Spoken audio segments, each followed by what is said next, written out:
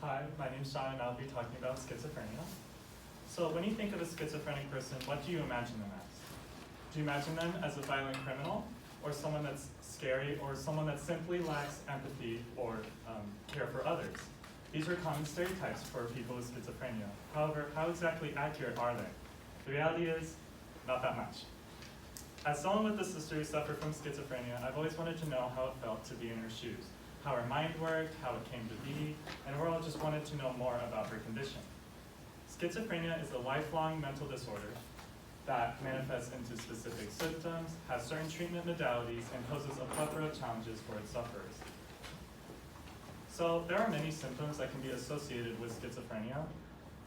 According to the Substance Abuse and Mental Health Services Administration, sufferers of schizophrenia usually experience delusions of false beliefs, hallucinations, unusual physical behavior, or disorganized thinking and speech. They may also believe that other people are reading or controlling their minds, so there is a paranoia aspect as well.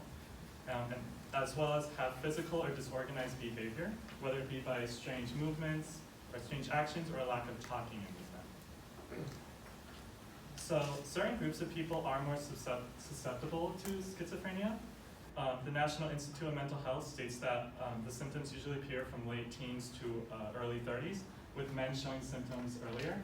Men show symptoms from late adolescence to early 20s, and then women show them from early 20s to early 30s. Mayo Clinic also states that while there is no known cause of schizophrenia, there are a couple complications that may be linked, such as pregnancy complications, family history of schizophrenia, and mind-altering drugs.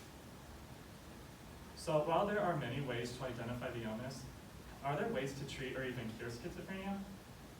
Unfortunately, schizophrenia does not have a cure. However, there are ways to treat the symptoms. So medication can be a great way to help keep those symptoms under control and keep them from being intrusive and disturbing for the person and as well as the people around them. However, if medication is something that does turn out to be ineffective, there's also electroconvulsive therapy, which according to SAMHSA is a brain stimulation technique that passes small electric currents through the brain to ease symptoms. So when medication is accompanied with therapy, it can provide support and guidance for the family and the person that is suffering from it. SAMHSA further explains two forms of therapy. One of them is individual or talk therapy, which helps normalize thought processes, helps equalize stress, as well as notice early signs of relapse. The other form of therapy is family therapy, which in general just helps families who have family members that suffer from schizophrenia get support and cope with the condition from their family member. So treatment and medication can definitely help those who are suffering from schizophrenia.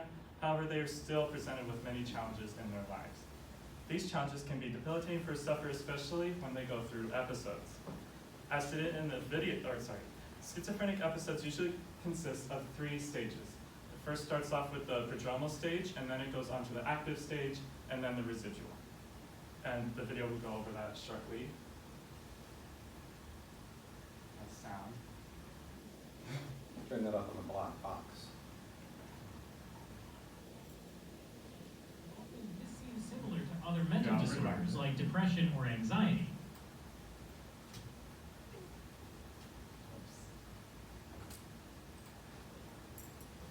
Schizophrenia seem to cycle through 3 phases. During the prodromal phase, they might become withdrawn and spend most of their time alone, and often this seems similar to other mental disorders like depression or anxiety. During the active phase, more severe symptoms are experienced like delusions, hallucinations, disorganized speech and behavior, or catatonic behavior. After an active phase, a residual phase is often entered, where they might have cognitive symptoms like not being able to concentrate or becoming withdrawn again. So as stated in the video, the first stage is the prodromal stage, which is, according to WebMD, is when they start to be alone a lot and they talk about certain topics such as the religion or a government. Then the second stage would be the active, which is when the main hallucinations and delusions start to come about, as well as disordered speech. This is usually the most alarming stage and most noticeable of the episode. And then lastly is the residual stage, which is when the recovery starts, and then the hallucinations start to fade, and then usually they start to isolate themselves and talk less. sufferers usually go through, overall, have a lot of challenges when it comes to the effects of the illness in their lives. For instance, Mayo Clinic mentions how people who suffer from schizophrenia may have other complications, such as depression, anxiety, suicidal ideations, problem focusing on work or school, as well as social isolation. It also mentions how schizophrenia can overall be a debilitating illness and impair daily function and cause serious complications overall. So in conclusion, schizophrenia displays distinctive symptoms, comes with certain treatment modalities, and poses a plethora of challenges for their sufferers. Ultimately, the stereotype that all schizophrenic people are violent monsters or criminals that cannot control themselves is an overgeneralization of the illness. And instead of looking at them as monsters, it is important that we foster an environment of care and empathy for them instead.